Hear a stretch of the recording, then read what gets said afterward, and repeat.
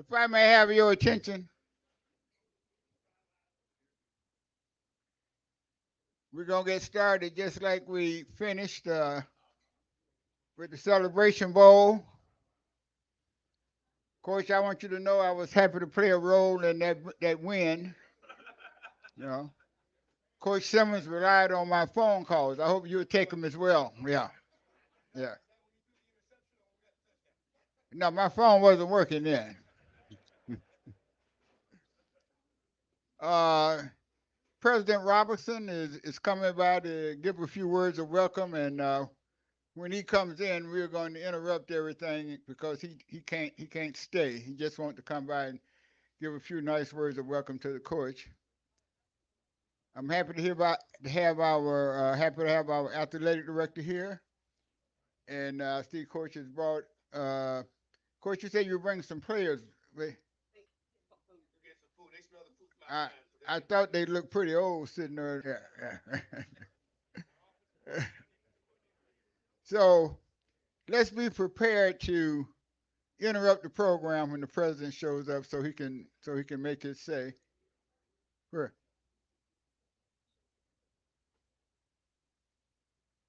Oh, I thought somebody else had snuck in. I hadn't seen him.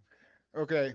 Uh, so 7-4, bring you. Well, you're gonna be very quick, aren't you?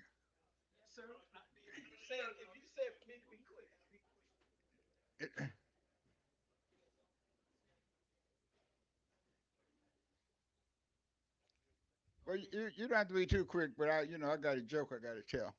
Okay, well, look, I'll do this right quick. Don't come all the way down to the floor. Okay. Good evening, everybody.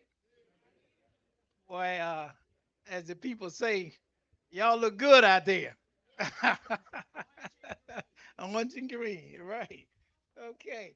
Uh, what I have to do is present two life membership plaques for Rattler Boosters, life members, and I'd like for Mr. Maurice Jones, and I'd like for, yeah, there he is. Come on. Hey, okay, Mom. It's not yours. This is Jerome Jones. This is you. Okay, okay. Maurice Jones. Thank you. Mr. Jerome J. Davis. So take it out the cover. We get we we have autographs here. We have to make sure. All right, hold on. Take,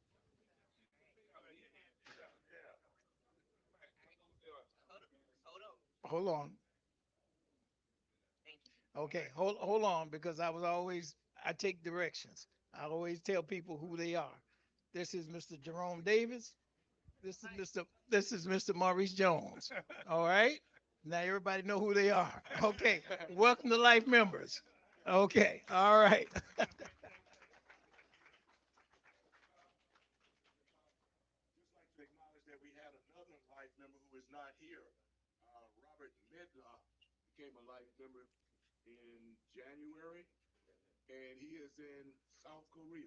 Okay.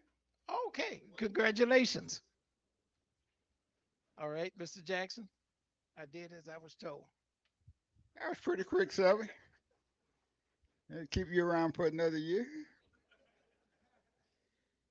I have some acknowledgments. I'm not going to pick them in any particular order, but this is from Pip and Mary Webster. We all know that Pip's daughter passed away. And he said to the 220 Quarterback Club, President Eddie Jackson and members, we thank you for the support, cards, phone calls, text messages, visits, prayers, the edible arrangement, and the resolution of sympathy. We thank you in whichever way you have blessed us during this difficult time. And though it has been difficult, we appreciate you. This is, hey, Pip, I'm glad you held your hand up, man, because Jerry was trying to get me to recognize you, remember you. And I've had some issues with memory in my old age. Just a point about that. I have a I have a member. I'm not going to call his name. He called me and said, "Man, my doctor diagnosed me with dementia." I said, "Oh man, sorry to hear that." He said, "Yeah." He said, "I'm gonna be all right." I called him about 2 weeks later and said, "How's the dementia going?" He said, "What dementia?" So, so you got you got some idea of what I'm going through. Okay. This is from. Oh, I recognize Michelle Outlaw, president of the FAMU Federal Credit Union, is here. Where is she? Is she gone? She hadn't made it yet. Okay. Okay, this is from.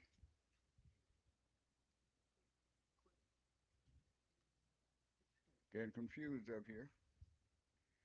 Okay, this is from Audrey Simmons' sister. You know, Audrey is a very strong supporter of the 220. In fact, she played a key role in helping us, one of our fundraising campaigns, get some support from some major corporations. And her sister passed away, and she said, "Is uh, Diane, come up here a moment. Come up here. Uh, yeah." With sincere gratitude, it is with heartfelt appreciation that we extend our many thanks for the prayers, kind words of hope, and consolation, the phone calls, visits, food, cards, gifts, and love poured out during this time of illness and bereavement. You have truly exemplified the love of Christ. We pray that the Lord will bless and keep you. May the Lord be gracious to you as you have been to us. Keep us in your prayers as we will do likewise. The family of Virginia Simmons Green. Okay, thank you, thank you. Welcome. That's why I like to have the commissioners here. You know, they're regular people. You know, you get them to do assignments. And of course, Diane was my student as a when she was in college. And I knew one day she was going to turn out to be a great person with my coaching. Uh, there's going to be a memorial for Barbara Coyne Pippin on Saturday, March 16th at 11 a.m. Bethel AME Church. I don't know if y'all remember Barbara Coyne. She worked as director of the legislative office at FAMU for a number of years, but she passed away recently. Yes. Okay. I got a little joke I want to tell. Yeah, it's just a little one. Uh, this young man and young lady met up at a bar at the same time. No, it ain't that. Ain't going that route.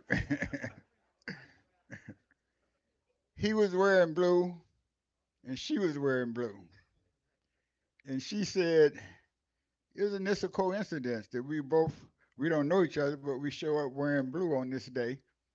And so they went in the bar together, and there were only 2 seats left in the bar. And so they sit together. And she said, "Oh, this is another coincidence. Now we're sitting together." And then he said, "What brings you here?" He said, "I'm here celebrating." He said, "Oh, that's another coincidence because I'm here celebrating too." And he said, "What are you celebrating?" She said, "Well, I've been married for 10 years and we've been trying to have a child. And I just found out today that I'm expecting. So I'm celebrating that." He said, "That's another coincidence because we have a lot of chickens on the farm, and we've been trying to get them to lay eggs. And for some today, we got eggs all over the place." And she said, "How do you explain that with the chicken and eggs?" He said, "Well, I got another rooster." And she, and he said, "And how do you explain your new arrival?" And she said, "Well, ain't this a coincidence?"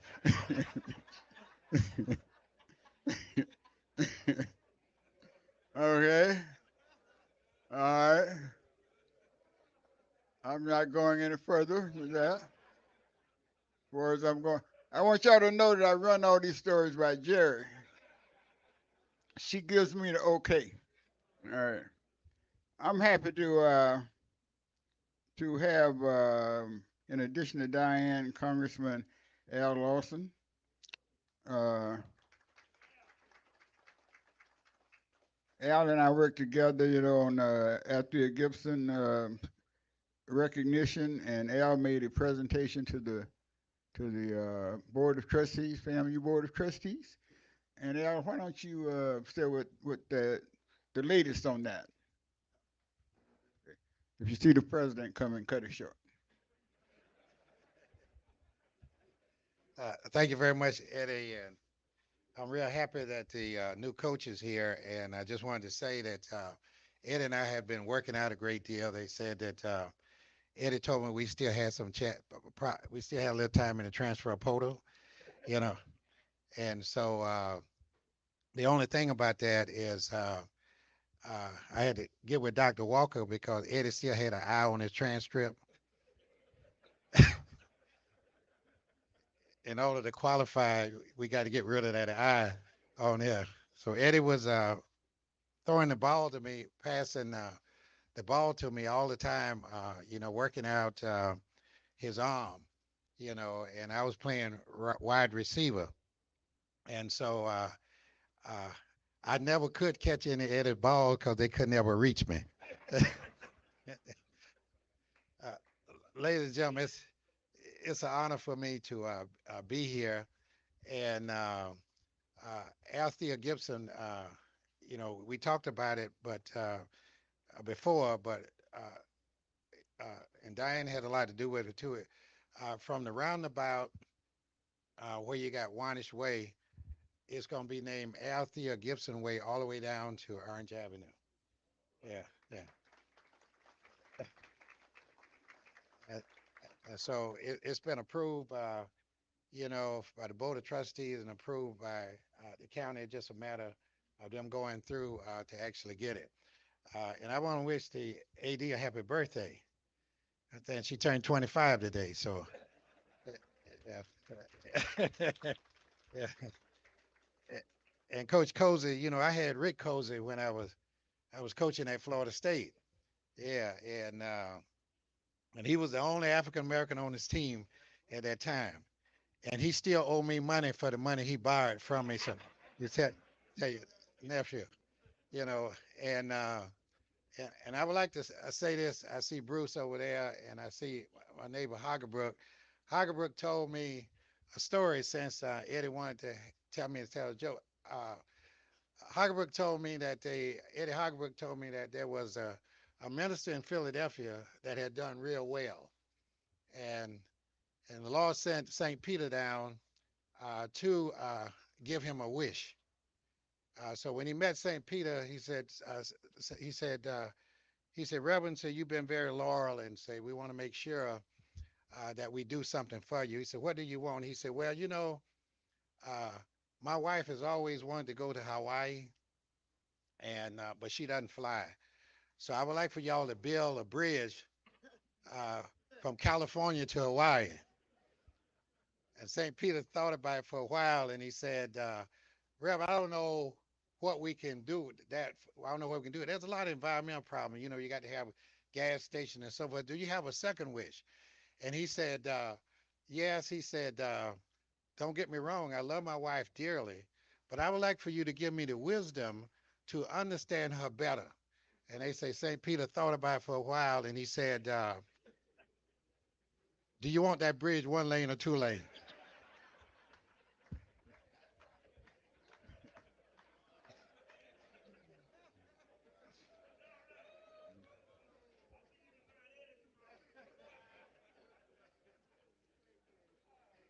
Al, you're not supposed to top me when you come here. Diane, you have a few words of welcome to our new coach.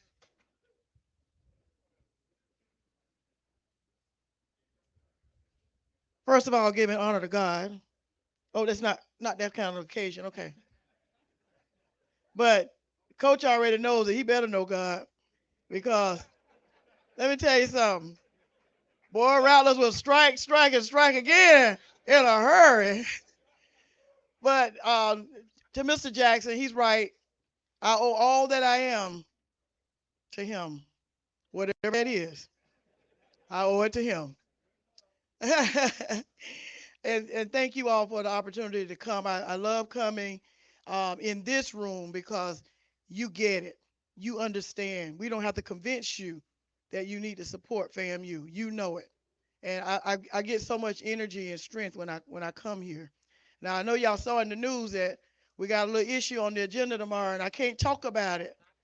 I can't talk about it, but just know that I love FAMU. I love FAMU. But Coach, Madam AD, we love you. We pray for you more than daily, almost hourly.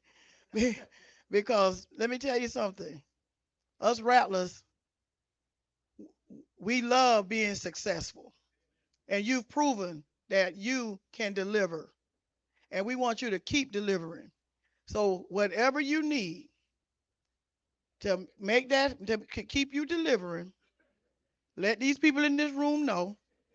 And they will open their wallets. They will open their purses. They'll go under those mattresses. They'll go to Fonnie Willis' house and get that money out them safes. They'll even go to her daddy's house and get that money in that house, and they'll bring it back and make sure that we're successful at Florida A&M. Welcome on board, Coach.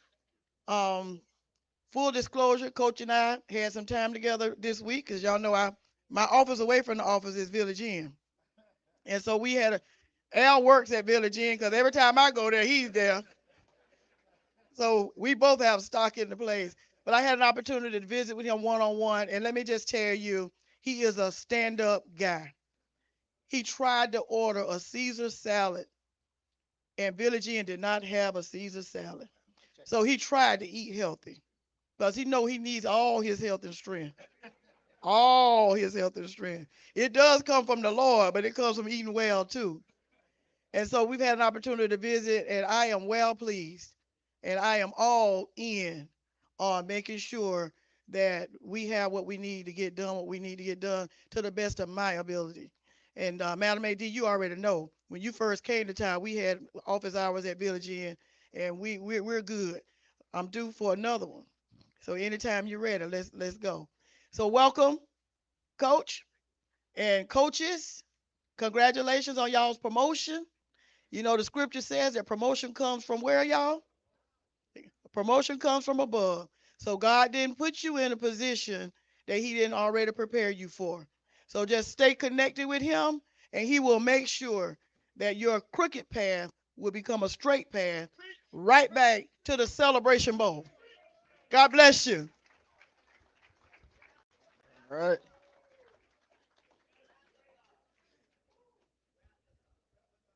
Commissioner, I heard all those things about preach, preach, but when you said know what the Bible says, what comes from it, they didn't know. Did you did you catch that? I could have answered it. Uh, and finally, Michelle Outlaw, is that right, Outlaw? And you president of a bank?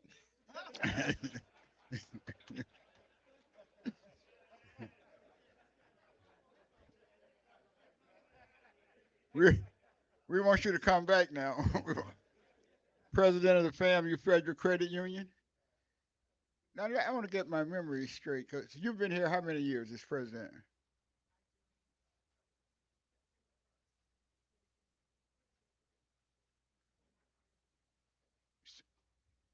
Hmm, yes. Oh, I thought because I was trying to think of the president who made a nice financial contribution to, to the football program. Yeah, yeah. That's why I don't want you to feel any special obligations. That that's what we do here. We have a lot of people come by and say, "I don't want to eat. I just want to sit down and watch the program." And I say, "This we here for fundraising. Everything we do is for fundraising. So you can't come in here and just sit down and watch. You got to bring some cash with you." All right. I don't know. Oh, well, I want you to, all of the 220 quarterback club money is in your credit union. All right. All right. Uh, our campaign for $50,000 for women's sports is over. Uh, we, the FAMU Foundation, downstairs we have $49,680 because they have these fees they check out, they take out. But we still got our 50,000 because Clement Johnson sent $1,000 to our athletic director for the women's sports campaign. That's right, Madam Vice President. Well, that's what he told me. Okay, that's what he told me. So we got that 50. So we over 50,000, and we're going to make that presentation to Ms. Sykes. We want to take a picture with you, everybody here. And we want to put it on the wall, and you know you promised all the names going to be near your wall, near your office. I, that's all right. Well, we'll find some place over there to put it because we made the promise. We got to keep it.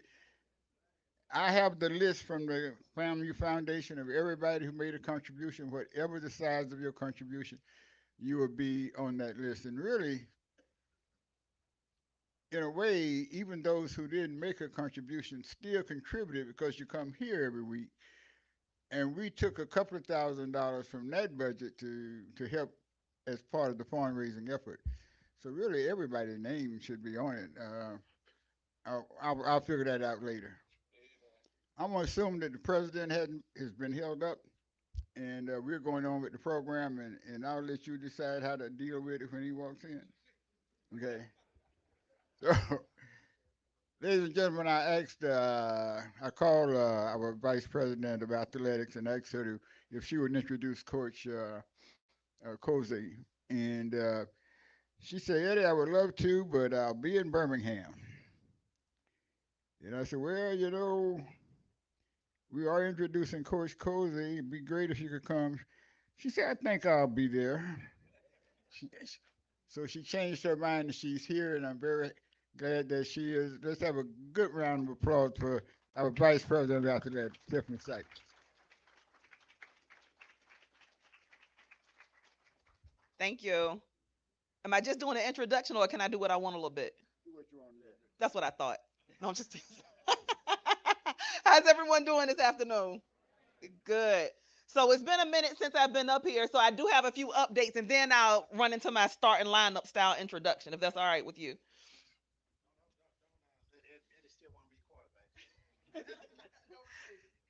Investing in Champions packages are on sale.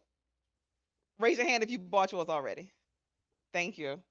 So we put them on sale beginning of February. We want to get them on sale as early as possible to give people enough time to get into payment plans, to get their packages, and so we can mail out packages earlier than we have in the past. I recognize the postal services had a change in how they deliver mail, so I'm taking all those things into consideration ahead of the 2024 football season that I'm really excited about. It's our first time having a completely Division I schedule in over a decade. So it's going to be a very competitive schedule with 5 home games. So I think it is very well worth the investment to purchase an Investing in Champions package to support our student athletes. And the money that we get from Investing in Champions, above and beyond just the cost of us providing the experience for the games, goes to help with the operating expenses of our program. So any consideration, we did very well on Investing in Champions packages this year. So of course, as the reigning champions, we expect to go up on package sales. So the ticket office is open, and you can also manage it in your account manager. While I'm thinking about it, the other thing I wanted to mention is that for the holidays, I mailed out Christmas cards to everyone who was a member of Investing in Champions, and those who gave at a certain level also received a Christmas ornament. We had over 100, over 200 cards returned because the addresses were no longer good. So if you are able to, when you go to the ticket office, if you fill out your form, please complete your address so it can get updated. Sometimes they'll just have names and numbers. Make sure we have your address on the form. If you're updating and purchasing in your account manager, please make sure that you update your address in the account manager. Or when you stop by, just say, "Hi, I want to make sure you have the updated information because I want to be able to say thank you." And I tried, but we had over 200 pieces of mail returned. So it would be great. You're waving your hands in the back. You got a question already? The president is here? Okay. Are you going to introduce the president? Or am I going to introduce the president? Are we drum rolling for the president? We're drum rolling for the president.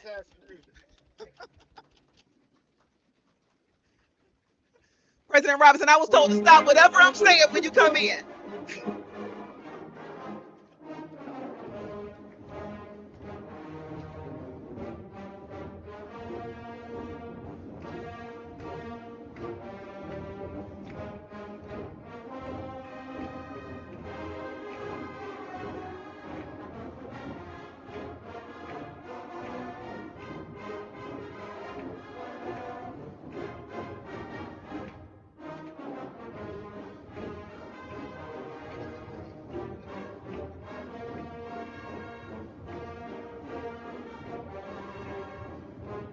How you doing?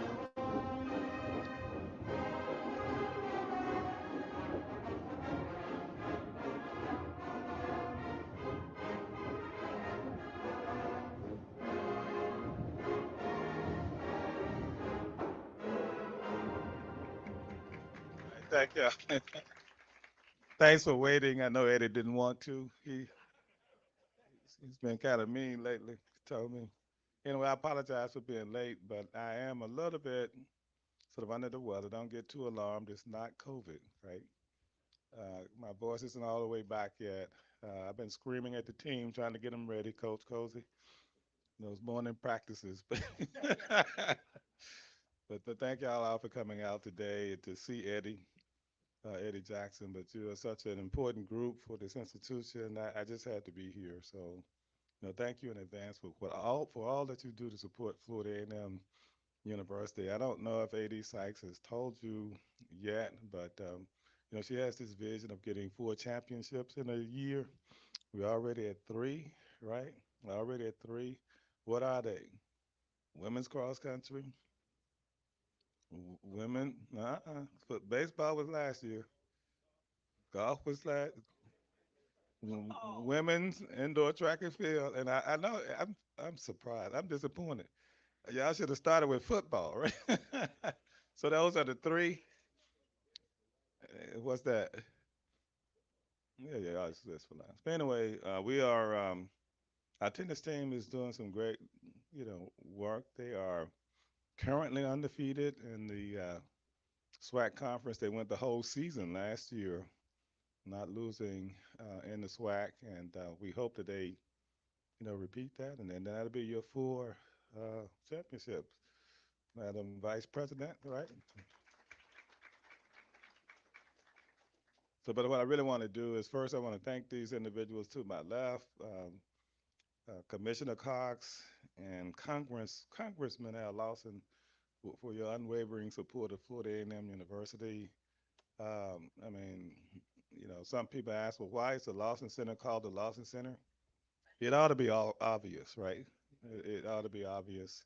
And then, of course, if the football stadium wasn't already named, right, thanks to Diane Williams Cox and Blueprint, able to keep it operational. Now, I got a text this morning from someone saying that when is the council meeting tomorrow? All y'all need to show up. Now they're not gonna have fried chicken, but y'all need to show up, man. What do we need to get y'all there, right? Fried chicken, boiled peanuts, whatever you need, right? We need to show them, let them know they might not give us what we want, but they need to know that we all support this initiative to, thank you, sir, to make Bragg Stadium one of the best in the nation. So we asked them for 15 million more dollars to make that happen. They gave us 10, and we doubled down that with another 8 or so. And People who hadn't been to Bragg Stadium in years wouldn't hardly recognize it from the field to the press box to the school board, etc. So we've invested a lot of our own skin in the game, and I think we have a legitimate reason to make this request. In particular, when you think about the economic impact that that stadium has on the south side, think about we're now hosting, and we may continue to host the state football championships. We don't know yet, but that's still in the works, and that would add some additional economic impact to uh, this city and to this county. So, yes, sir. What time tomorrow? 3 o'clock. Where? City Hall. Okay. So show up. I know you'll be there, Tommy. But everybody, no, I don't know about you, Tommy. There'll be no ticket. Yeah, but now you made me lose my train of thought, Tommy. Anyway, I just wanted to show up and thank you all for what you do to support the university and to make sure, no matter how it happened, and I think it happened, but we have our new football coach at Florida A&M University, Mr. James Colzie, the third, and I really appreciate what he's done to retain some of the staff here, some of the critical staff at the university and our football program. That makes a big difference because the young men on the team can look up and see that some of those coaches are still here willing to support them. So thank you, sir, for what you have already done to stabilize this program. And so for some of you who don't know, um, this transfer portal is something else, boy. I mean, it is something else. But thank you, Coach, for keeping some of these young men here. And I'm really proud of what you've done. I know we're going to have a great season because you're going to have all these people here behind you, right? And many, many more behind you. You're certainly going to have me behind you. And that's something you can always count on. I do want to thank Mr. Jackson, who served on the search committee, right? And thank you, sir, for that. Eddie has been making a difference in this community for how many centuries? It's been a long time, but Eddie, I call him Fast Eddie because there was a story. I think we told it 1,000 times, but and you all are at least my age, so you forgot. So I'll tell you again. When I first came here, I used to run on the track, right? And Eddie was walking on the track, and I couldn't keep up with him, right? He kept passing me, right? So from that point on, I called him Fast Eddie Jackson, right? So thank you, Eddie. Another story I told, my last football story, I told y'all this too, but I know you forgot because I sometimes forget too. But anyway, there was this time I was playing quarterback, and so Tommy, you remember this, right? I told this story. So you forgot too, because you were at the game, right? You were at the game because they had chicken wings. So I know you were there. Anyway, it was the last quarter, the last few seconds of the game, and we were behind 6 points, and we had the ball on our own 1 yard line, right?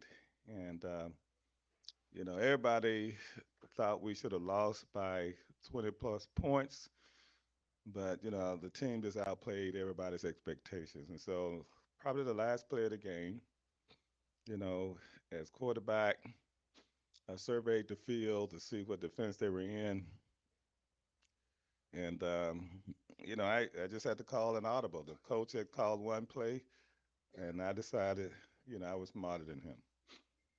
And so I audible, and because I saw Eddie Jackson on the defensive side,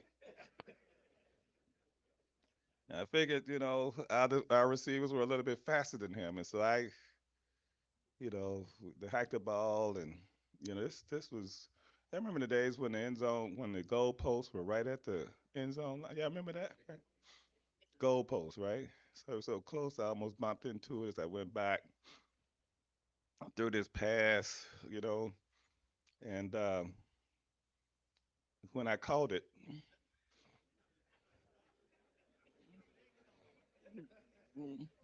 What? What? What's wrong with y'all? When I caught it, right? Now, Eddie was scratching and grabbing at me, trying to keep me from getting into the end zone. That's why I got this scar right here, because, he wouldn't let go, he wouldn't let go.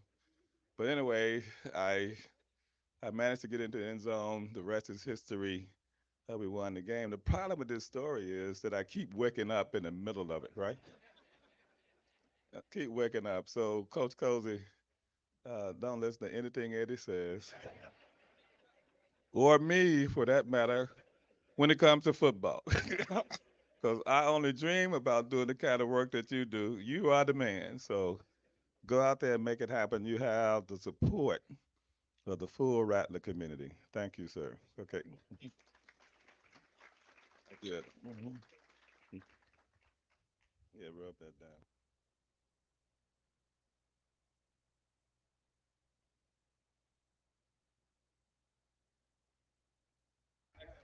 No, I know. Thank you, Mr. President. We're running kind of late on time. Madam VP Sykes, you want to wrap it up and introduce the coach? I'm going to introduce the coach. It's on. Couple of, yes.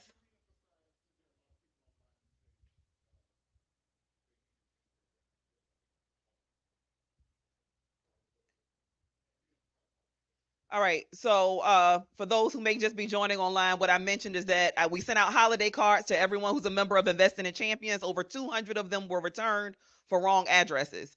So, if you manage your account through the account manager, you can update it in the account manager. When you go to purchase your new plans for this upcoming season, make sure you complete the address information or just reach out to the ticket office. If you know you were a member of Investing in Champions and you did not receive anything from me, contact the ticket office and ask them to update your contact information, because that's how we communicate any changes that are happening on game day, anything that's happening with the whole fan experience. We send out letters, we send out your packages, and so we want to make sure everybody gets everything in a timely fashion and also gets acknowledged for their gifts. So please make sure you take the time to update that information. And if you didn't get it and want your card or ornament, we still have it in the office. um I think Eddie Jackson might have put me on a timer, so I'm gonna get through the rest of these announcements really, really quick. Championship fan rings are on sale. The sale ends tomorrow. The fan ring um, acknowledges the national championship, but it has the conference championship score and trophy on one side, and the sweat and the celebration bowl score and championship. It is very, very close to what the team's rings look like. The team opted to get two rings. They wanted one ring for the SWAC championship, a separate ring for the celebration bowl. The fan ring is essentially a combination of both of those rings in a way that was designed by our ring designer, Signature. So again, they are available online and the sale will end tomorrow. Pendants are also on sale for $275. The rings are $300. All the proceeds from the ring will be used to purchase the rings for our football players. Okay? You got yours. Thank you. Also, we will roll out a website. We are looking for sponsors for the student rings. The ring set costs us about $420 per student athlete. What we did with cross country, a woman by the name of Kimberly Black, who's been a very gracious donor, she sponsored all of the rings for the student athletes on the tennis team. So in the presentation box, next to the ring, there is a plate that says 2023 SWAC champions. It has the student athlete's name and then sponsored by Kimberly Black. So if you decide to sponsor a ring, your name will be included on the plate inside of the ring box that is presented to each individual student athlete. Or you can contact me directly if you have any questions, or a particular student athlete or coach who you would like to sponsor. Spring game is April 13th. What time, coach, are we kicking off? 4 o'clock. 4 o'clock kickoff, April 13th. Tickets will go on sale soon. The night before is when we will present the rings to our student athletes, coaches, and staff. And lastly, this Saturday, we will be dedicating our softball field to Coach Veronica Wiggins. So the game against Jacksonville University starts at 3. At 2 o'clock, we will begin a ceremony. We will have tents, we will have chairs, we will have food in the area between the sidewalk and the tennis courts adjacent to the softball field. Coach Wiggins is the only HBCU softball coach to accumulate 700 wins at an historically black college.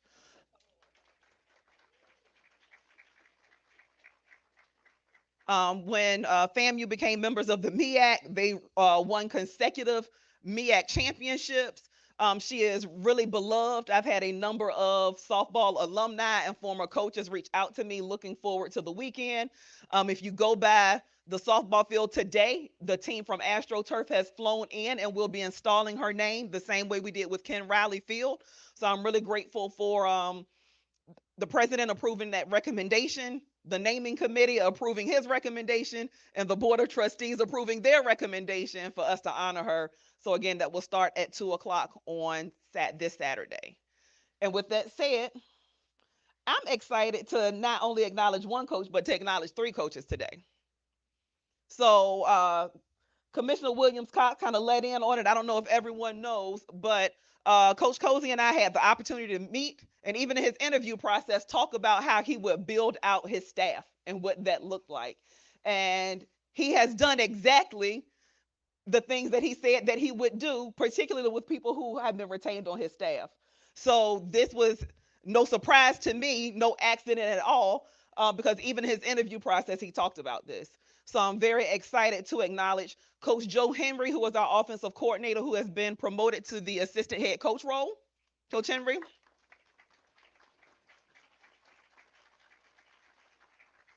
And you know what I think? This is what I think. I think he should answer one question from the audience right now. This is a part of your initiation and promotion process. So who's going to take the question for newly minted assistant head coach and offensive coordinator Joe Henry? Diane Cox asked me to ask him, what is a nickelback? That's a great. So I'll give you the offensive spin on that. And just, AD, just so you know, this ain't my first rodeo. So I was expecting the questions, just not one. I figured it'd be 21 or 31. The nickelback is the guy that we like to manipulate on our RPO plays. So I'll give that to you.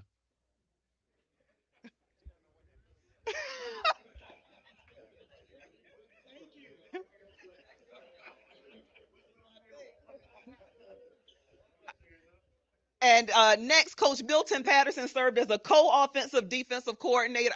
Did I say co-offensive defensive? Man, you're really talented.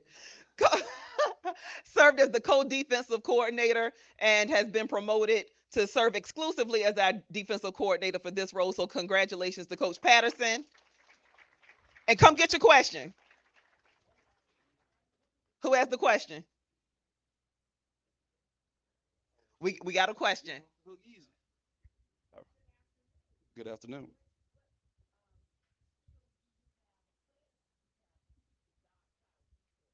That's a great question. What skills do I have? I was fortunate enough to get into I was fortunate enough to get into coaching early, so this would be my 11th year coaching. So I've accumulated a lot of knowledge from people I've been around, and the opportunity to be around Coach Smitty and being here in the genesis of this defense, I was able to learn a lot and be able to put a different spin on what we already do well. So just to keep the dark cloud rolling on Bragg and anywhere we go, that's the goal. All right, so to keep the continuity of what we already have and excel from there. So thank you. Thank you. And lastly, the moment we've all been waiting for. You all, I had the opportunity to work with Coach Colzie most closely administratively with any coach on the staff, which is why I moved forward with naming him our interim head coach during the transition process. He immediately took over the role and hit the ground running, implementing some changes.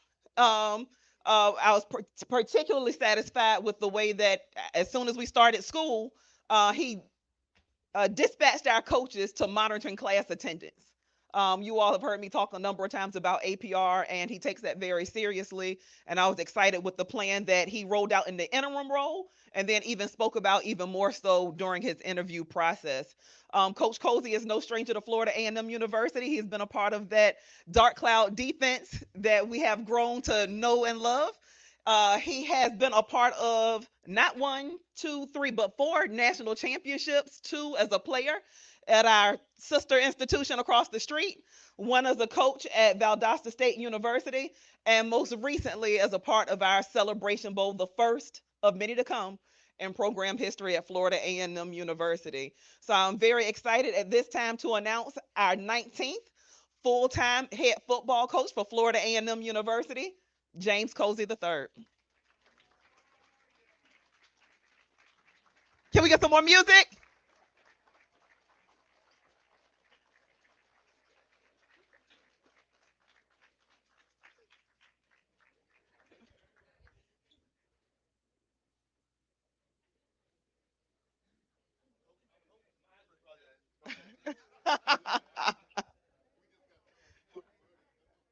Thank Here you go, Coach. Thank you. Thank you. Very much. Thank you.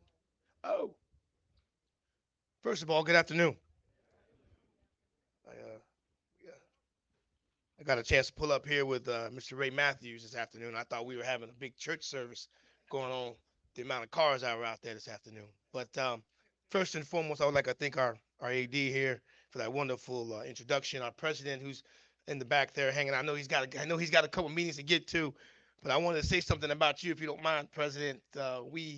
Yesterday evening, we had the opportunity to visit the governor's house, and they were doing we were doing a champions deal, and they had all of these SWAC champions and national champions at his house, and then they also included some educational aspects for some awards for some of the elementary and middle school and high school kids that were also in present.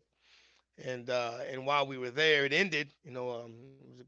We ate well, we drank well, Coke and Pepsi, Sprite. Uh, that's Pepsi. Sorry.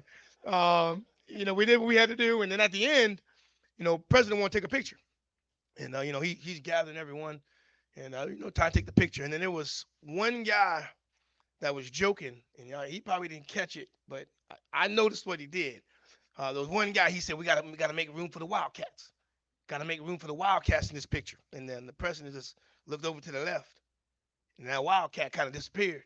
And then we were able to take the picture properly. But he didn't say much. He just kind of gave the left. He looked to his left, and that sucker was gone. And then we were able to take the photo properly. But again, thank you for your presence, President, and your eyes as well. Before I get started, obviously want to say again thank you, but I want to introduce a couple people as well that are here with me. While we were going through the process and trying to keep our recruits here, two of the guys that are here with us right now, and I want to make sure I introduce them. We got our quarterback here, number 10, Daniel Richardson. He comes from Central Michigan University and Florida Atlantic University, and he's right now, he's working in competition to find out who's going to be replacing Jordan Musa. And then we have our defensive back, Jamil Sanders, a corner, who's by way of University of South Florida. And I wanted to try to bring them all, but I don't know if you guys know this or not. And as President mentioned, that transfer portal is a different dynamic, it's a different deal. But being able to keep two guys like this and then the other guys that were a part of this, I don't know if you guys know this or not, but we were the number one FCS program in the country in regards to the transfer portal. So, we were able to keep a lot of the guys here, and they've done a great job for the most part. I know I kind of shocked them this morning, asking them to be here this afternoon, and all I had to do was tell them there's going to be food here, and they quickly jumped at the idea. Next, I know, boss, I call it boss, but AD Sykes mentioned she introduced our defensive coordinator, our offensive coordinator, and I want to just make sure I make reference to Joe Henry here, who is our assistant head coach and offensive coordinator. I want him to know that Ms. Hadley and Dr. Walker they've already told me what you're going to be doing on offense. So all that installing and game planning and all that stuff, he's got all set up. It ain't gonna matter because we're gonna make sure Dr. Walker and Miss Hadley come down there on Friday evenings and then determine what they want to do as opposed to what you want to do. So just don't even worry about it. We Monday through Thursday, we won't even meet offensively. We'll just what's a good time for y'all as far as how we want to dictate what we want to do on offense. uh, so real quick, I know there's gonna be a bunch of questions, so I'll be rather short. So I got a couple things I want to say, and then I'll be able to answer as much as I need to answer. But I want to kind of circle back to what Ms. Cox was saying here. Her and I met. I was told when I first got hired, I was hired by a couple people. Hey, look, you need to do yourself a favor and go have lunch with Ms. Cox and a guy by the name of Nick Maddox. And these are all prominent people in our community. And that was a suggestion that I needed to do. So, so Nick, I talked to Nick, and Nick put us in a group text, put him and Ms. Cox and myself in a group text. And then, I know Ms. Cox was rather busy, but then she shot me a message a couple days ago, and then she's like, "Let's do lunch." Cool. Let's find a way to do it, and then we'll figure out how to get it done. And she's just so y'all know, she was leading the group text, telling me what time we had to be there, where to be, how to be, and what not to do. So she says we're gonna be. So now you gotta understand, guys. I know Miss Cox, but I don't know Miss Cox, right? So when she tells me we're gonna eat at the Village Inn, I said, oh, that's easy. That's a cheap lunch, And so I'm going in. I'm like, well, hey, I'm looking forward to paying for the lunch, and she's already told me, you're not paying for it, can't pay for it, et cetera, et cetera. And she mentioned about me trying to order the chicken Caesar salad. She had no idea. Had already looked at the menu, and I knew they didn't have a chicken Caesar salad. I already knew that. You know what I mean? But I was just trying to look like what I was trying to look like I'm trying to lose a little weight. But she didn't tell you what I actually ordered. I ordered chicken tenders, fries, 2 Cokes, extra fries with some seasoning. So I went from a chicken Caesar salad to chicken tenders and a bunch of fries. So I just want you to know I wasn't fooling anybody, apparently. But yeah, I did eat what I needed to eat. Now, literally at 2:25, she was ushering me out of the Village Inn because she had somebody else coming to meet with her at 2:30. So yeah, she's a busy lady, extremely busy lady. We got a chance to eat lunch, and again, as she said, we came to an agreement, and the agreement was SWAC championship, celebration bowl, non-negotiable. That was the agreement. So I got some, we got a big deal to do, but that was the agreement before we left. Lastly, just so you guys know, obviously when I was hired and offered the opportunity and then hired, I heard a lot of congratulations, coach. And then they would whisper in my ear, "We're praying for you."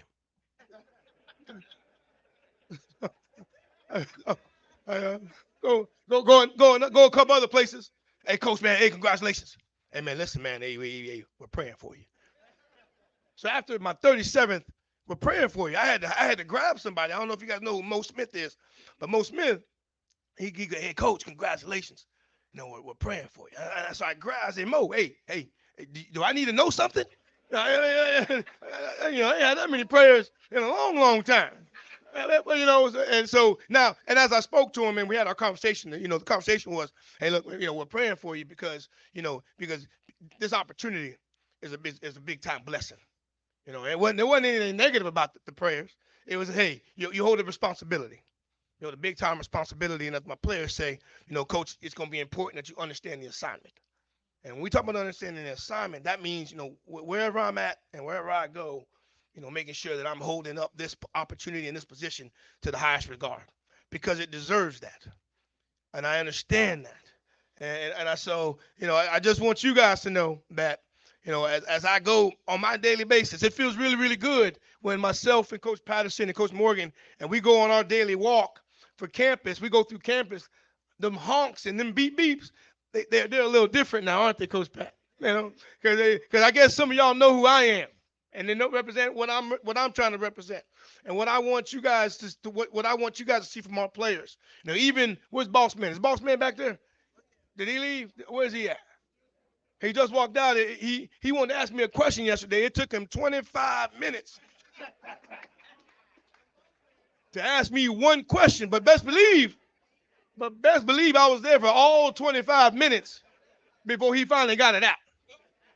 And we were in the middle of our walk, and he had to ask me. And the question was, he wanted to ask me about my Uncle Rick, and how he was doing. Well, he's doing fine, But 25 minutes later.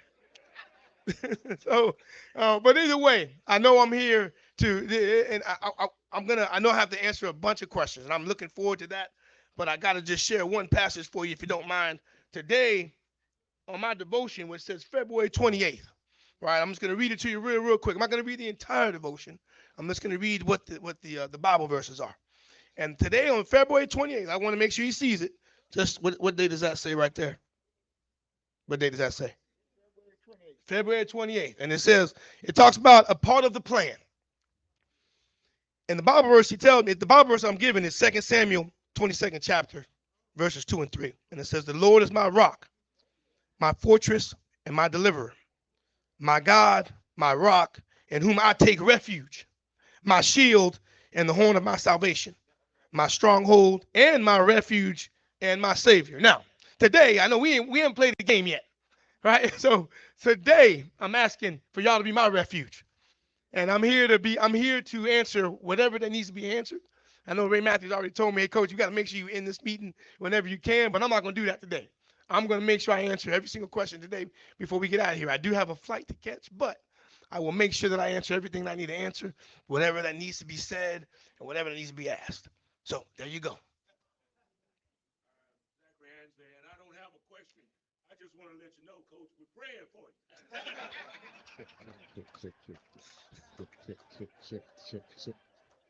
Thank you. I appreciate it.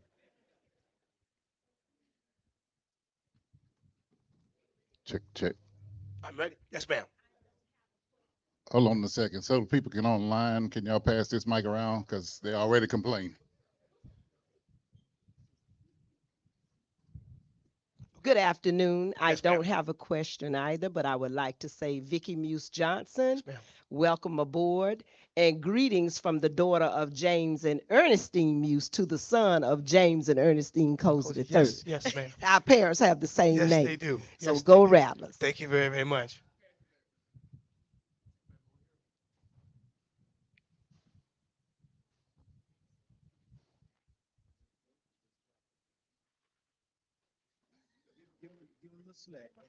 Oh, really?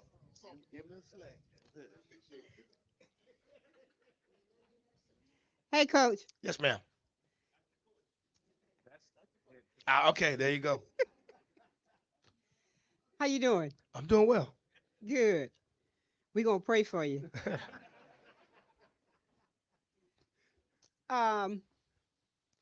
Welcome aboard. Appreciate that. You got a good sense of humor? Do I? Yes, sir. They say I do. Okay. They say I do. You're going to need it. Okay. You're patient. Am I patient? Are you patient?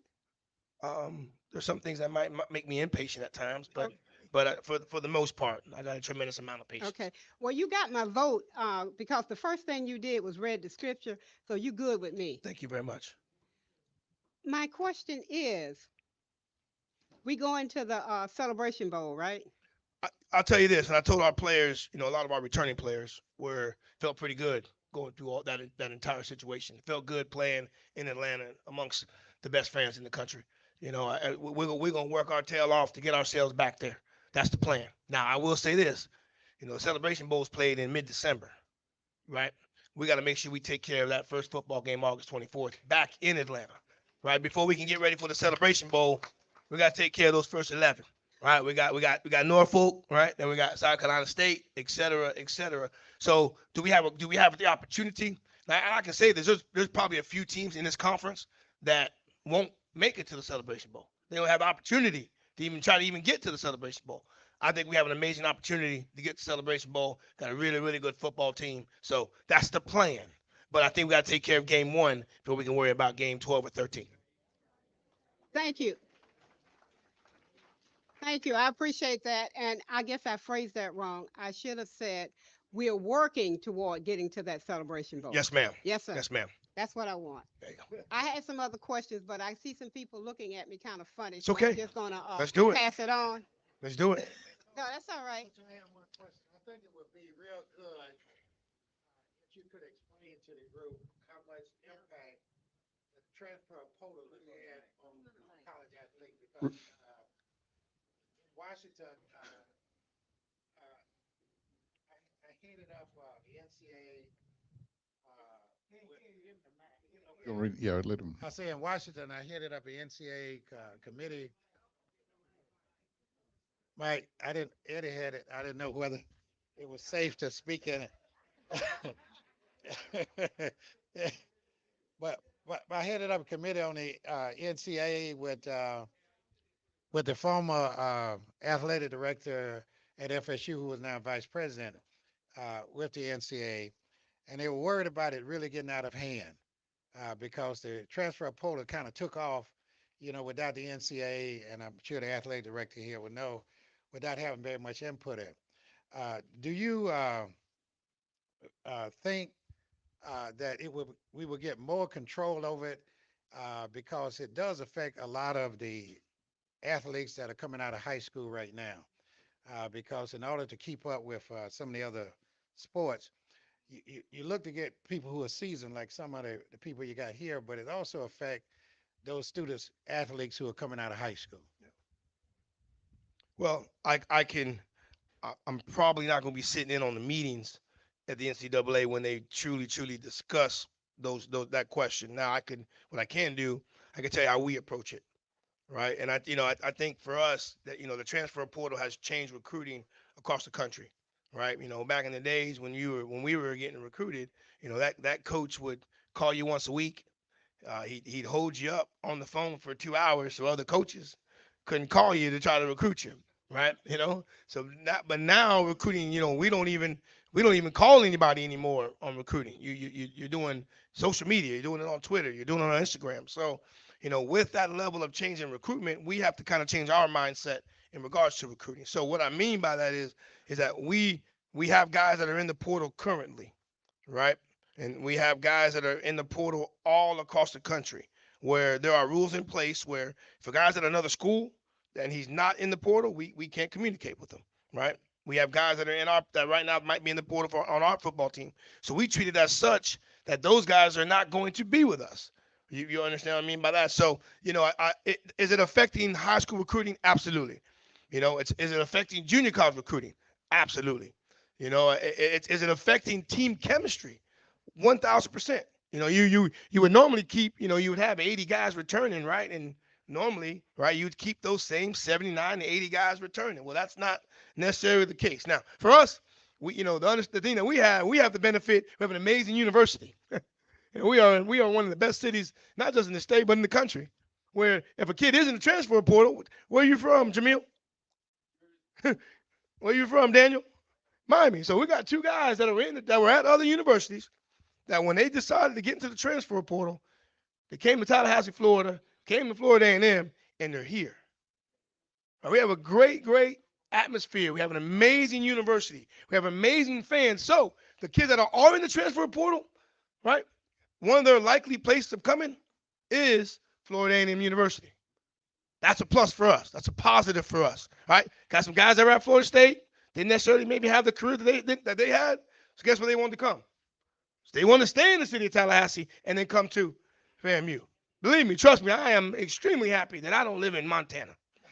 Right? I am extremely happy that I don't live in North Dakota. Right? Right now, this is probably one of the only few cities in the country right now where it's 85 degrees outside in February. Right? So with that transfer portal, definitely we use it to our advantage. Is it affecting high school kids? 1,000%. It is. And how we approach it as a staff, and not just including myself, but as a staff, all we can do with the high school guys is be honest with them. Right? That's all we can do. We can be honest with them, tell them what we are, tell them what we have. Right? And, we've actually got some really, really good players that are going to be coming to us that are preferred walk-ons, and they're coming to us as preferred walk-ons, high school players, because you know what the number one reason is? They really, really want to be at Florida A&M. So if the guy wants to be here and he can play, guess what we're going to do? Try to do our best to do what? Get him here, and then make sure we can keep him here.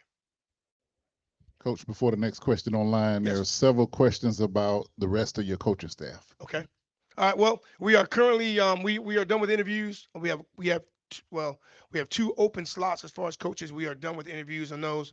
We're just going through the human resource process to make sure we go about our due diligence and making sure that we hire who we need to hire. Yeah, for those spots. Well, one, I can say yeah. So, but yes, yeah. So can't say. So I'm so sorry. Yeah. So yeah. So we have 2 open spots that we're currently attempting to fill. Eddie wants to apply. Yes, sir. Oh, I'm sorry.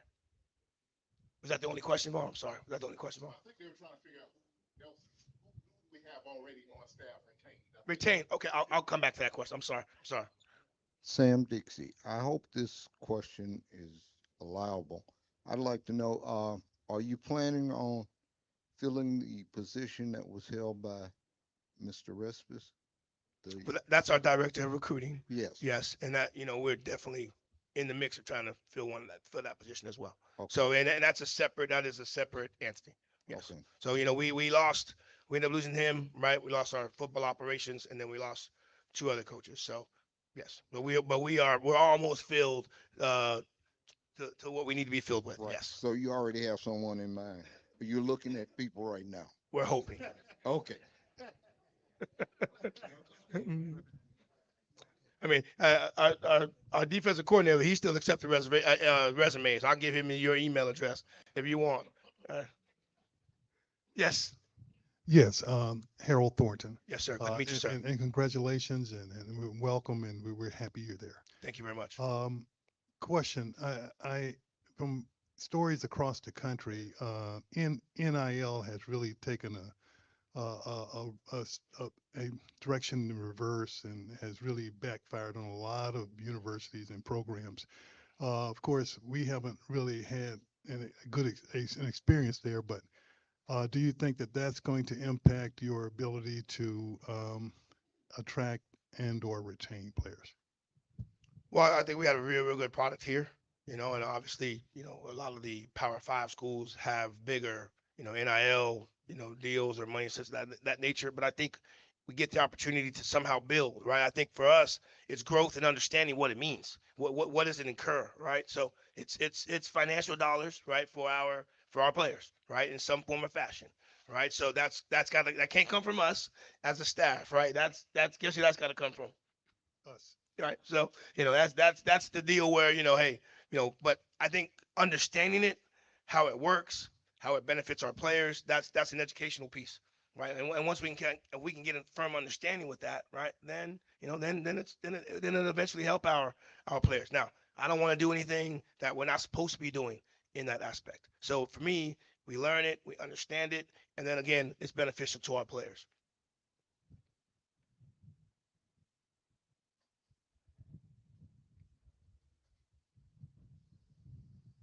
Coach, I want to point out that these good people here are the people who started the nutrition program. Okay. And who's the young man from North Carolina? Clayton, the young man from North Carolina who saw the nutrition center and said he was impressed. Hooker. Is that Sergeant McKinney, Command Sergeant back there? Austin. Coach, Yes, yeah, Austin. that young man there, but he ain't so young anymore. But Command Sergeant Major McKinney, he remodeled the nutrition center. And one of your recruits from the transfer portal said one of the reasons he stayed here is because of the nutrition. Awesome. These people, they also fund the recovery cooling center every 2 months. These are the people, including all of them, just about boosters, but they were 221st. Sorry, Joe. But I just want you to know who they are and what they've done. And for the audience online, it's time to refuel the nutrition center with food. We've been off for a while and the dollars are down, and we got to start another program to raise another 15,000 for the cooling center. But we've never failed. Yes, sir. All right. Well, listen, I can tell you right now, some of them days in that cooling center, there wasn't just players in there. I can tell you that. Then we had some coaches kicking some of them guys out, so we can get in there ourselves. I mean that place, that cooling center, we didn't want to leave. But thank you very very much for that. Really really appreciate that, guys. Again, anything if I'm a coach where I'm okay with what I have, but if it can help anything that can help our players, I'm always gonna be 100%. Always gonna be 100%. So again, thank you for that. Coach, Sorry. okay, Tommy Mitchell. Yes, I've been sir. impressed and really concerned about our kicking game. Really impressed with them the last few years. What's the status of our kickers? Well, I'll put it like this: we were doing our Josh Padilla, who handles our sports information, right? We were getting ready for doing our signing day. We had a list of offensive players that were guys that we signed, guys that were returning, right? And then we were doing our defensive, right? And we had our guys that we signed, and then our guys that were returning. And then he wanted to kind of put some special teams players in that defensive release. So Josh and I we're sitting there talking, and he's naming Trey Wilhoit, he's naming Cameron Gillis, he's naming Marco Dubac, he's naming Martinez, he's naming Bailey Pavin. These are all guys that are part of our special teams, right? So we were sitting there like, look, those names that I just listed, those are some of not just the best in the SWAC, some of the best in the country. So we actually ended up making our own individual special teams release because everybody that I just named are guys that played last year, and they're all returning. They're all returning, right? So, believe it or not, when we were going into the year, the one that we were like really, really worried about was Cameron Gillis. And we were worried about him because he was going to have to replace, the guy that we had, that was an All-American for 2 or 3 years. Well, all Cameron Gillis did, he just came in and was all conference. That's all. He was just all SWAC. That's all. So he came in and did everything he needed to do. We probably have the best punter, one of the best punters in the country, right? He's going to make sure he improves on his consistency. Right, so our long snappers who are also some of the best in the country. We kind of take it for granted how great our long snappers are, but they do a really really good job to make it easier for our punters and our kickers, right, to execute what they need to do. So those guys are they're a funny bunch. Now y'all see them on TV. They're dancing and they're having a real good time. And some of them they're not dancing very well. We know that. Right, but we'll work on the dancing part as long as they continue to do what they need to do when they put foot to the football, because they do a really really good job. They work really really hard, and like I said, they're all back. So we should not have any issues with our special teams. All right, and then on top of that, we got some of the best receivers, offensive players, our defensive players that are on those special teams. Right, I don't know if you guys know last year, but Isaiah Major, who was also our SWAC Defensive Player of the Year, he was on special teams. Right, Johnny Chaney, who was one of our starting linebackers, was on special teams. Right, Andre Powell was a really, really good safety for us on special teams. So it goes hand in hand, not just with our kickers, but we also have a lot of our offensive and defensive starters that start on our special teams as well. So we got a really, really good group. Right, hopefully, Coach Henry already promised, Ms. Halley already promised we ain't gonna punt very much. Right, we're not punting very much, but if we have to, we'll have some really, really good people doing so.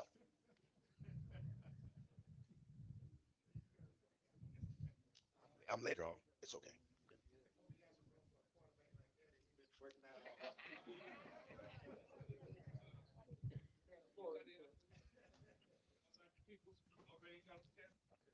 Yeah, I mean, believe it or not, who we lost. I can tell you who we lost right now. Kind of let you know. Hopefully that who we kept. But we obviously we lost Ryan Smith, our defensive coordinator. We lost Troy Johnson, who was our director of football operations, right? And then we lost Willie Simmons, right, who was the quarterback coach, right? And our head coach. So those are the three spots that we're filling as far as our full-time staff. Now Marcus Wyndham, right? He's still there as our running back coach, right? James Beatty right now on leave, but he's still our tight ends coach, right? Coach Milton Patterson, who was our defensive line coach, he is now our defensive coordinator, linebacker coach. Coach Morgan, who was our safeties coach, he'll now take over the entire defensive backs. And I'm still gonna coach my corners. I don't trust nobody else with the corners. I'm gonna coach myself. I'm still coaching. I'm gonna use what I got that got me the job. So I'm still gonna coach those guys. Yes, ma'am. Well, Coach Rowe was not. Coach Rowe was not a part of our staff last year. Well, Coach Rowe. Well, Coach Rowe and I, just so y'all know, Coach Rowe and I have known each other. I've known Coach Rowe since I was 5 years old. right? He used to work in Miami for a very, very long time. Him and his family and our family, we go way, way back. And I don't know if you guys know this or not, but he wore number 20 because of my Uncle Neil that wore number 20. So that's how close Coach Roland and I are. And we talk every day, right? Sometimes too many times. But yes, to answer your question, him and I talk and we consult on a lot of things. I wouldn't necessarily call him my consultant. I would just say he's a really, really good friend. But we're really, really close. And believe it or not, I actually saw him at the basketball game last night. So yes. Yes, ma'am.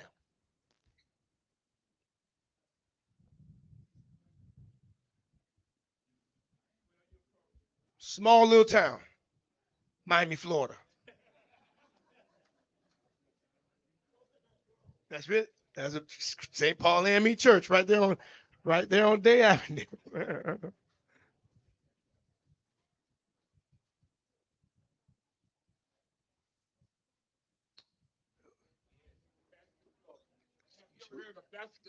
No, I have not. Okay. O- Okay. I have not. I have not. I'm sorry. Well, that's okay. If you need me to be from there, I can be from there. If you need me to sign some paperwork, I can do that. but no, I'm not. I was just asking Okay. because you just sound so down home, Well, I'll tell you this: my mother's from Indian Springs, Georgia, and it was unincorporated when I was born, and it's still unincorporated out there in Indian and Springs. that's how We don't Bascom even have is. Wi-Fi out there, Yeah, right? So, that's how but Bascom but is. my mom was from Indian Springs, Georgia. She attended Albany State. My dad was born in Miami, Florida, and he went to Albany State. I don't know how he convinced her to move to Miami, but it happened. I was just Okay, wondering. yes, ma'am. Yes, ma'am.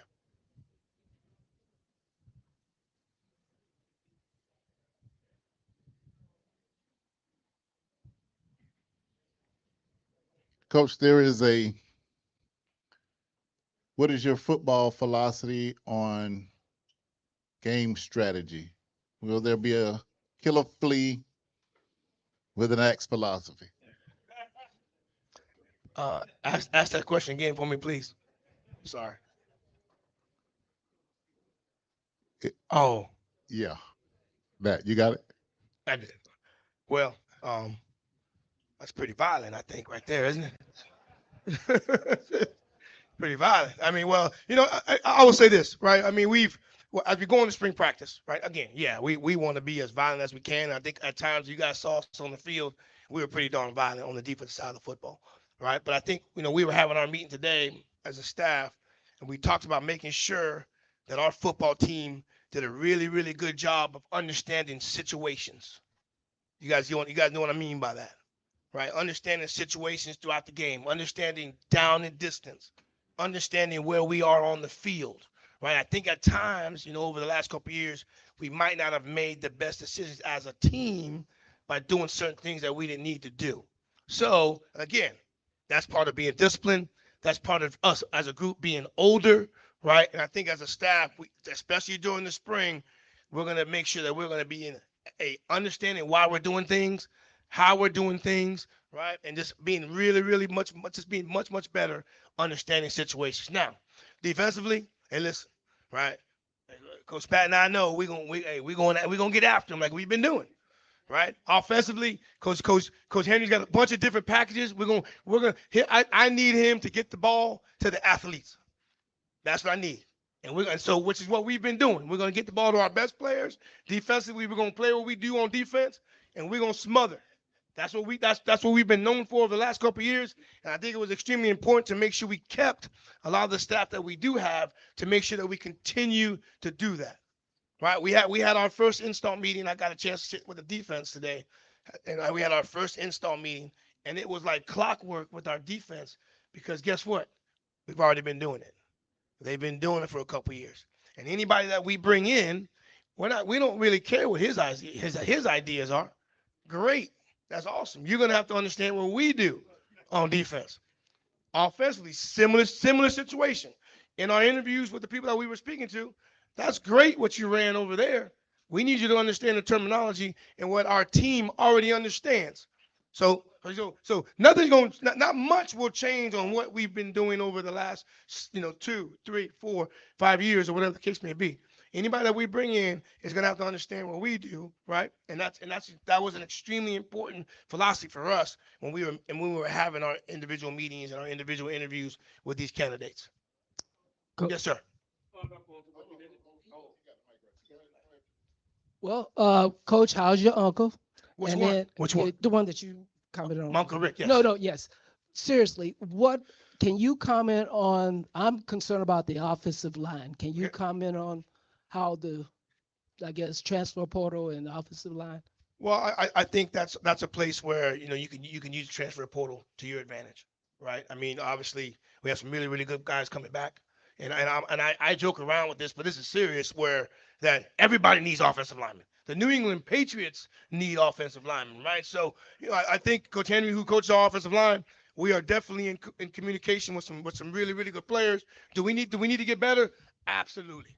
But I don't think it's a huge void, because believe it or not, Jalen Goss, right? TJ Lee, Ashton Grable, right? These are all guys that play valuable stats for us. So do we need maybe one or two? Are we in dire straits? No. Do we need one or two? I would say yes. And believe me, we know that, and we're working to make sure we make that happen. So. Okay, Coach. Yeah. Right here. Okay. A football game is 60 minutes. I wasn't very good at math, but I think 15 times 4. Yeah, 60 minutes. 60 minutes. Yes, sir. All right. So I noticed in the past that sometimes we have a tendency to take our foot off the gas. Okay. So, and we play not to lose instead of play to win. Are we going to do an improvement on that? As far as I'm concerned, on that terminology. Well, you know what I'm going to do? I'm going to let them answer that question that we had a conversation about. We talked about being a really, really good football team. What was the word that I used last week when we were talking about what really, really good teams do? Say it again. Right. So I think that's the thing that we need to understand, right? As a team where, believe it or not, guys, we finished 12-1, and I don't know if you guys know how good of a football team we actually really, really had. And we had a really, really good football team. And I think for us, we thought we actually played more close games this past year than we should have with the type of talent. Now, hey, guys, you understand now? Hey, I'm going to come in here sometimes and I'm going to tell you that winning football games is an extremely hard thing to do. So I don't want to take that for granted. But we felt as a team that we probably could have dominated a heck of a lot more than we did. Right, so that's building what we're talking about in the offseason, right? Hey, coming in with that mindset that, hey, when we get up 21-0, what was that whole mosquito with the axe and the hammer on the head and put the knife in his throat, right? That is when you dominate. Those are the types of things that you do. When it's 21-0, you don't give them the opportunity to make it 21-14. It actually quickly becomes 42-0, right? Because of that mindset, right? And I think a little bit of that is, being more mature, right? Getting our guys to be, a bit more mature about certain things. And again, that also talks about understanding the situation, right? We're up 21-0. We don't need to make any stupid penalties, right? Continue to do what we've been doing to stay up at that 21-0 rank, right? So now again, our guys are guys. Hey, they're 20, 21, 22-year-old men, right? And at times they're going to make mistakes, and we understand that. So, but understanding the situation, understanding what's at stake when you make those type of mistakes. But if we get that mindset, when we get 105 guys thinking that we can dominate every single opponent, trust me, my job is really, really easy when it's 42-0. Believe me, that's easy. Okay, there's probably a little something in my Gatorade when it's 42-0, right? And it's in the fourth quarter, right? So, but understand that if we do have to get ourselves in that situation where we have to try to win a close game, our guys having that mindset that we've been there before, right? We've been there before when it's a close game, again, making the right decision. That's a great question. Coach. Yes, sir. Quick question. Yes, sir. I've been around since Coach Gaither, so I've seen a lot of coaches come through this program. And I just want to be remiss if I didn't give you the heads up that all these people whistling in your ear, that they praying for you, let me give you a warning. Lose the cook when in homecoming, and you're going to find out who your real prayer warriors are, okay? Just remember, August 28th, I warn you. So it'll be a different meeting, huh, on that that Wednesday after. Well, listen, hopefully I don't ever have to go through that. And you know what? You know, we've got a pretty good streak going. Obviously going down to Orlando, winning that football game.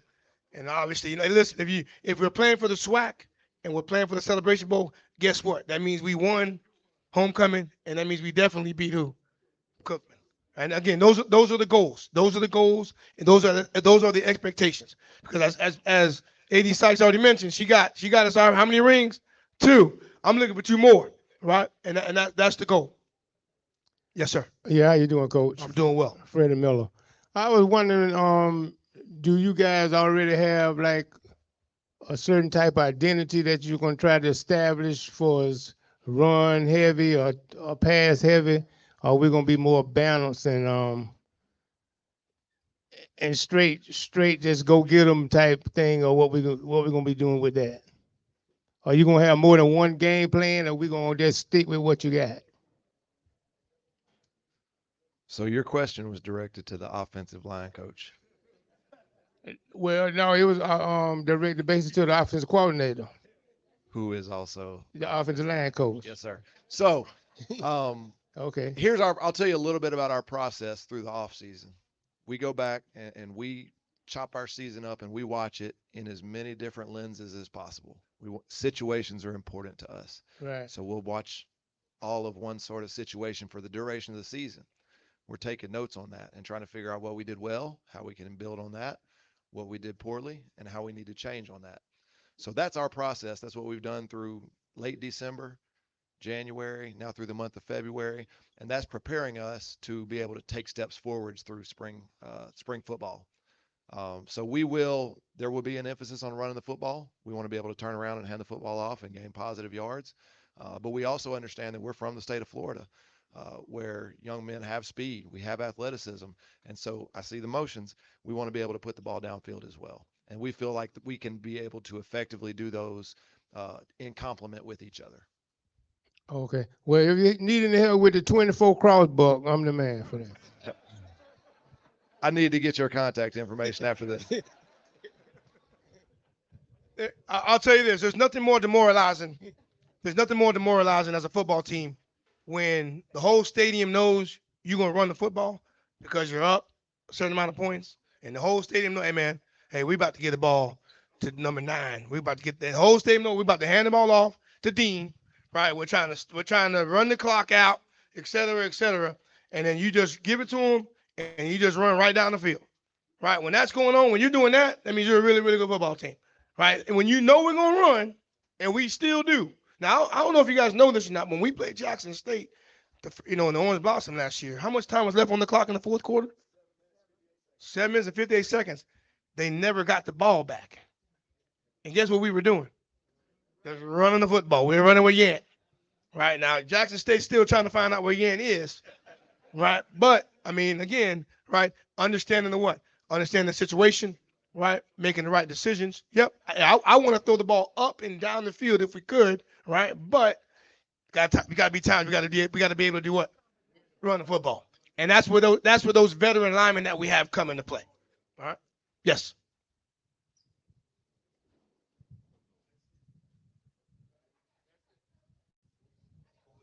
Yes, ma'am. Earlier, Ray caught me off guard because I wasn't ready for that. Okay. But throughout the year, you will hear from me throughout the year. But I have one of my pet peeves. Yes, ma'am. Discipline. Okay. We got to have discipline Absolutely. on the field.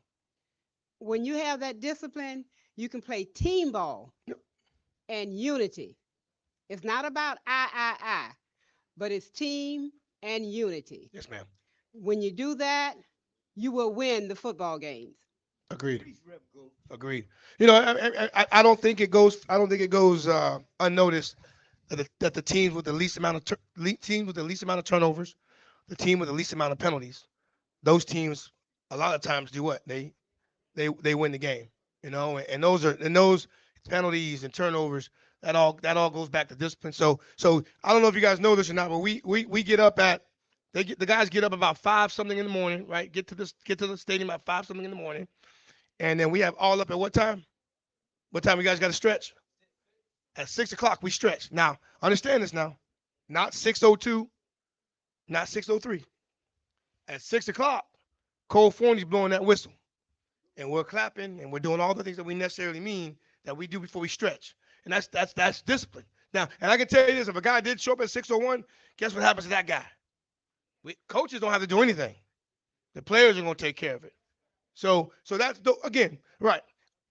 We're not 100% there just yet, right? We're getting there, right? But when you have a coach-led team compared to a player-led team, as a staff we'd rather have a player-led team, meaning that they'll get on each other when something's not going the way it's supposed to be going. We have, and I'll leave it at this, right? One of the best things I've ever seen from our defense is when it was on a Thursday. Was it Thursday practice, coach? No, it was a Wednesday practice, Wednesday morning practice, and one of our guys was not like this. The standard is you got to hustle off the field. Like you don't stop a yard before the line. In all reality, how many yards we want you guys go past the line? We want you guys to go 2 yards past the line. So one of our guys, right, stopped about a yard short.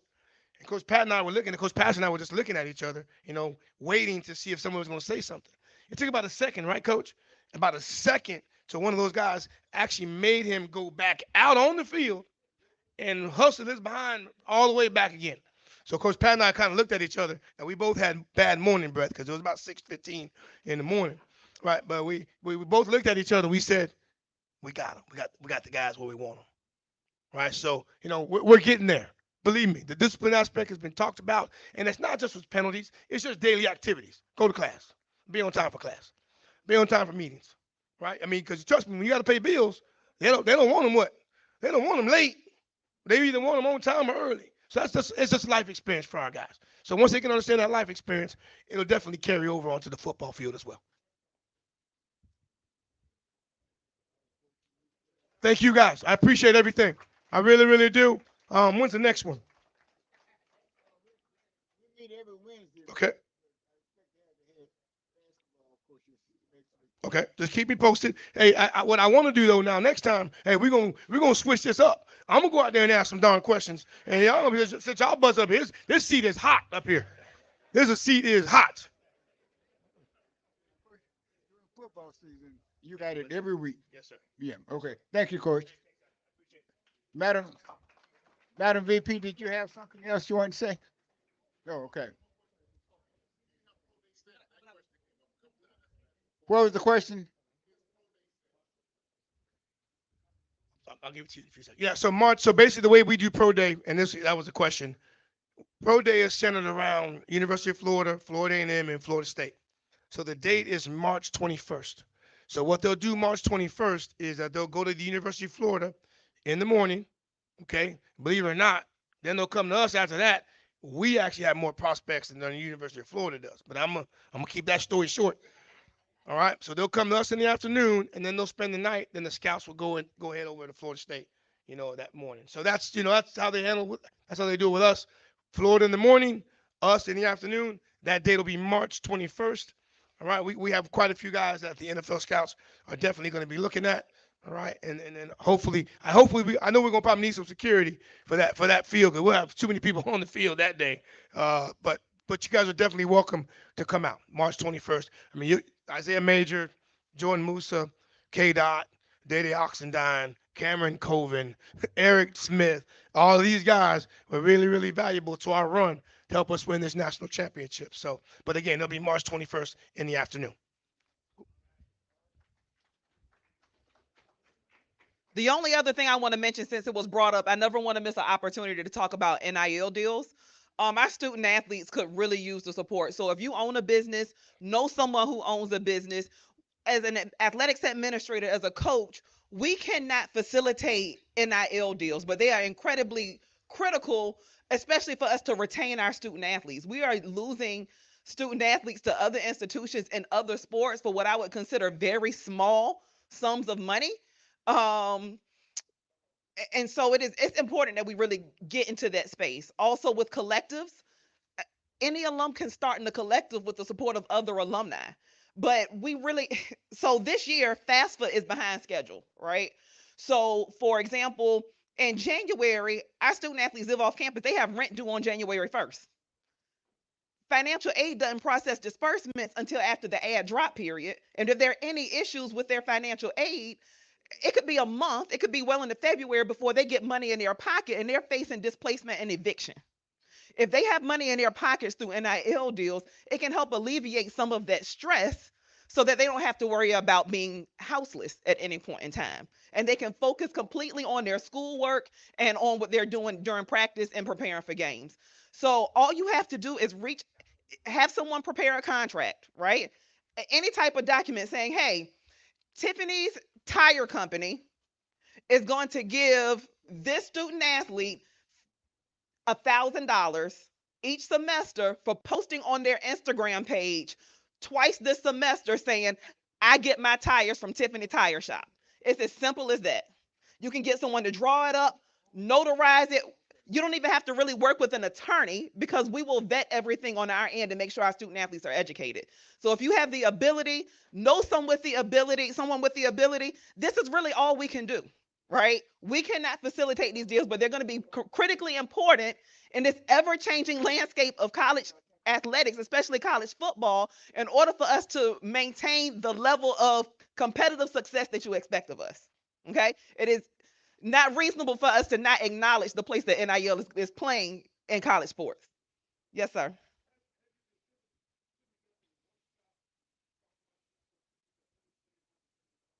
So I have partnered with VP Friday Stroud and University Advancement because what we can do is we can create a space where student athletes and business owners. So what we're talking about is having people from the business and industry cluster and student athletes being in the same space. But again, it's going to cost me money to put it on.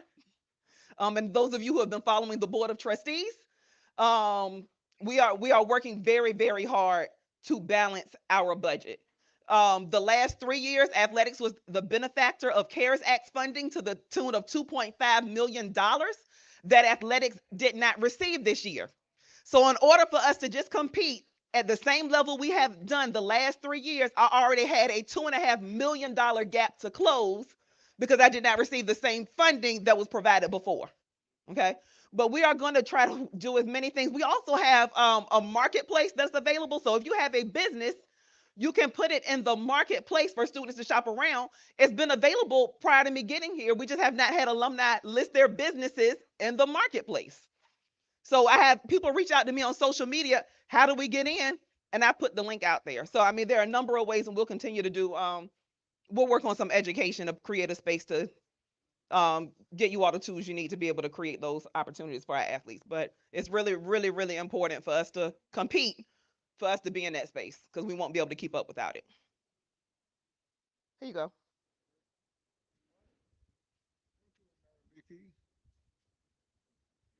Same time, same place next week, people.